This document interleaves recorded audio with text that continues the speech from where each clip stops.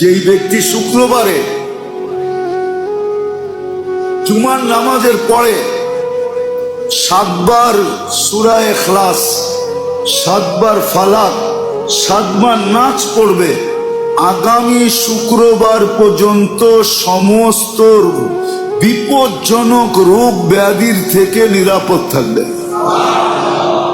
হাদিসে আছে। আর যদি আরো 7 বার সূরা ফাতিহা মিলায় নেয় তাহলে পুরো সপ্তাহ নিরাপদ থাকবে। তো থাকবে, পিছনের সব গুনাহ মাফ হয়ে যাবে। এই উম্মত তো এক নেকি দিয়া জান্নাতে যাবে। কয় নেকি দিয়া? একটা নেকি দিয়া জান্নাতে যাবে এই উম্মত। অন্য উম্মতের কথা জানি না আমি, এই উম্মত এক নেকি দিয়া জান্নাতে যাবে।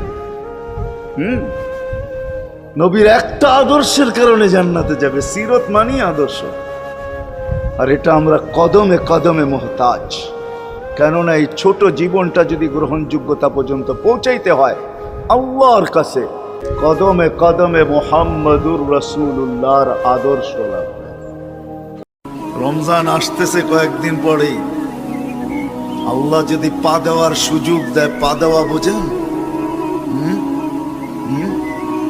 আপনারা তো বুঝবেন না, বুড়ারা কোত্থেকে বুঝবেন, যুবকরা বুঝবো।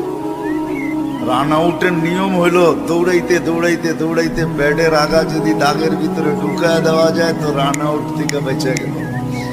আল্লাহ বলে দৌড়াইতে দৌড়াইতে যদি রমজান আর সীমানায় পা দিয়া মরে যাইতে পারো তাহলে পুরা পিছনের বৎসরের গুনাহ মাফ।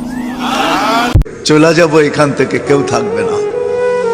যিনি থাকার উনি যখন থাকেন না, কারো কাছে মালাকুল মউত অনুমতি নিয়ে আসে না, আসবে না, শুধু একজন মুহাম্মদুর রাসূলুল্লাহ সাল্লাল্লাহু আলাইহি ওয়াসাল্লামের কাছে মালাকুল মউত যখন আসছেন তো আল্লাহ বলছে বন্ধুর কাছে অনুমতি নিয়ে ঢুকবে। অনুমতি দিলে ঢুকবে, নাইলে ফিরে আসবে। যুবক হারায় গেছো দুনিয়া দেখা, গান্দা জিনিস দেখা। হায় হায় হায় হায়।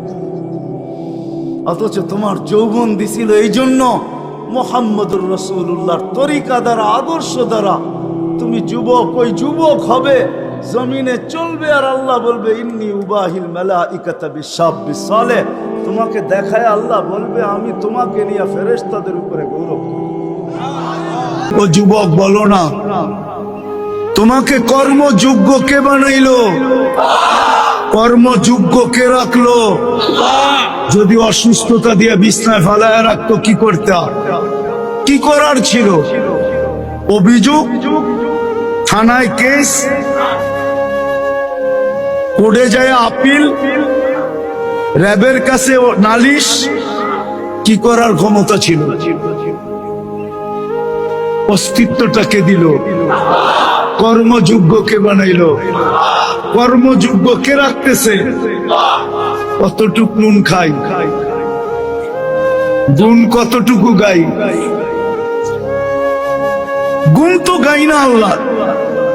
চলেন দেখি জান্নাতের একটু ধারণা দিয়া কার মনে এই আগ্রহ জাগে যে আমি চাই আল্লাহ আমাকে জান্নাতের বিনিময়ে কিনো। এই আগ্রহটা কার মনে পয়দা হয়? একটু জান্নাতের ধারণা দিয়া দেখি। আল্লাহ কিন্তু জান্নাত দিয়ে কিনতে চাইতেছেন। কিনবে কে? ক্রেতার। আপনার মন খারাপ হলে আপনি এই সূরাটা পড়বেন। আমাদের এরকম অনেক সময় হয় না যে হতাশ, দেয়ালে পিঠ ঠেকে গেছে, কোনো বের হওয়ার রাস্তা নাই, কই যাব, কোথাও সফলতা নাই, সবাই আমাকে ভুল বুঝতেছে, এরকম মাঝে মাঝে হয় না? আমাদের সবার লাইফে আপস এন্ড ডাউনস আছে। আপনি যখন ভারাক্রান্ত হবেন, কষ্টে থাকবেন, এই সূরাটা পড়বেন, দেখবেন যে আপনার ডিপ্রেশন দূর হয়ে গেছে। তো আল্লাহর হাবিব সাল্লাল্লাহু আলাইহি ওয়াসাল্লাম যখন এরকম ভারাক্রান্ত ছিলেন, চিন্তিত ছিলেন, তখন আল্লাহর হাবিব সাল্লাল্লাহু আলাইহি ওয়াসাল্লামকে চিন্তামুক্ত করবার জন্য আল্লাহ তাআলা এই চমৎকার সূরাটি নাজিল করেছেন। আল্লাহ নাজিল করলেন, আউযু বিল্লাহি মিনাশ শাইতানির রাজিম, বিসমিল্লাহির রহমানির রহিম, ওয়াদ-দুহা ওয়াল-লাইলি ইযা সাজা মা ওয়াদ্দাআকা রাব্বুকা ওয়া মা ক্বালা ওয়ালাল আখিরাতু খায়রুল লাকা মিনাল উলা ওয়ালা সাওফা ইউতিকা রাব্বুকা ফাতারদা।